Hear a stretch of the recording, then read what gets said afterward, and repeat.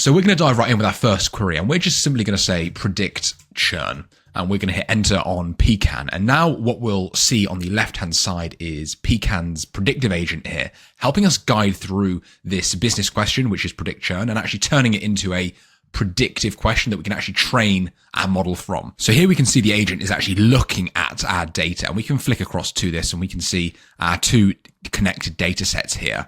Now, if we go back to the chat, what it's actually doing is it's helping us understand what it looks like, and it actually makes recommendations for what these churn-based predictive questions we should actually be answering here. So here we can see what one would you like to proceed with.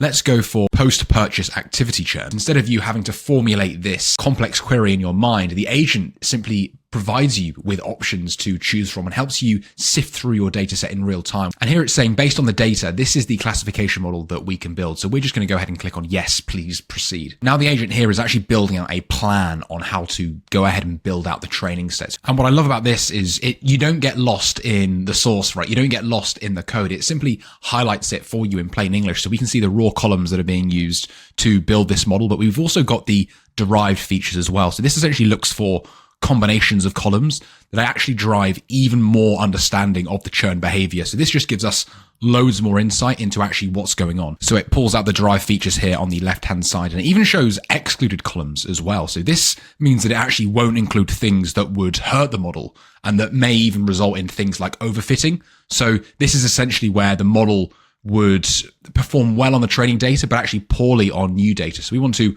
avoid cases like that. And often I find if we just click on proceed with training here, oftentimes paying attention to what to exclude is actually sometimes even more important than actually what we are including in our model today. So it's going to go ahead and it's actually created this V1 draft model for us, of which we can just click on view here, and we can see the precision versus recall, which is really, really useful. And what we can do if we want to increase this accuracy, we can actually go ahead and click on yes, add more features. So what we're doing here is essentially we're iterating through these drafts models before we go ahead and do our sort of full training run. It's this back and forth relationship, which I love, and it just simplifies the whole predictive process for you as a business individual. So it's pulled out even more useful attributes that we can add to our prediction here. So we've got some raw columns and also some more derived features. Now we're actually going to go ahead and click on retrain the model. So we're going to be creating a new draft model, and then we can actually compare the accuracy of V2 to V1. We can actually compare the precision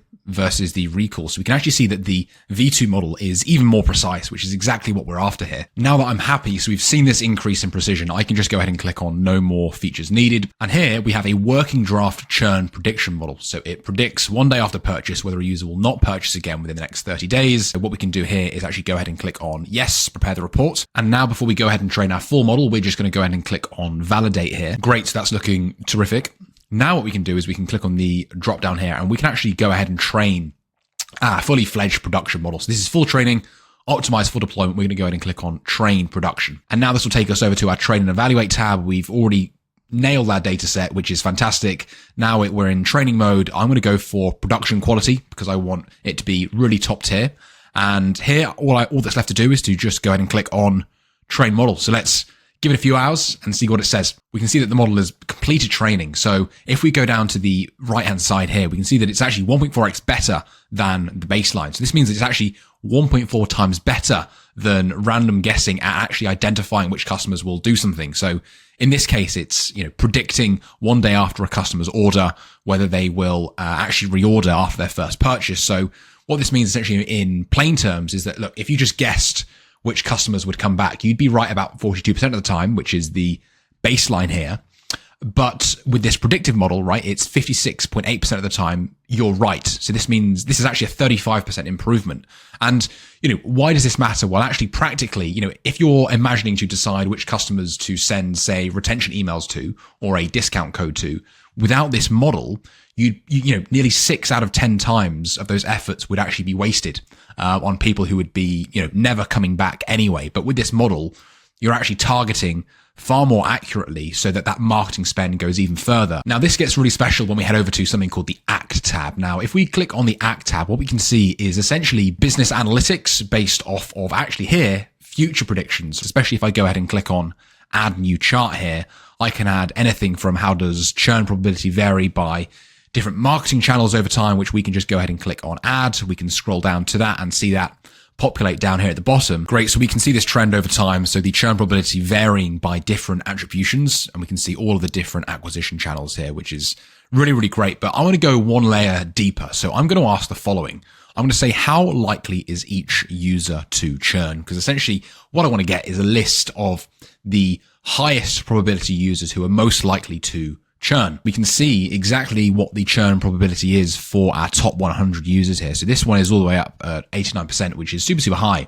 But the beauty about this is these predictions are actually sent back to your operational systems. So we can actually head back across to our CRM here in Salesforce. And what Pecan does is it actually grades the model given the account or prospect or lead that's within your business CRM. And what this means essentially is that your sales team can go and send targeted emails to the riskiest leads, or at least the highest predicted churn customers, without actually leaving their flow. So these predictions are pulled directly across from the Pecan platform. And what's great about this is you essentially now have this time machine that you can run every single day, right? What that means is that, whether that be targeted email campaigns, follow-up sequences, outreach, all of these predictive insights about the future to save customers, whether it be growing your business, are immediately accessible today, which I think is just brilliant.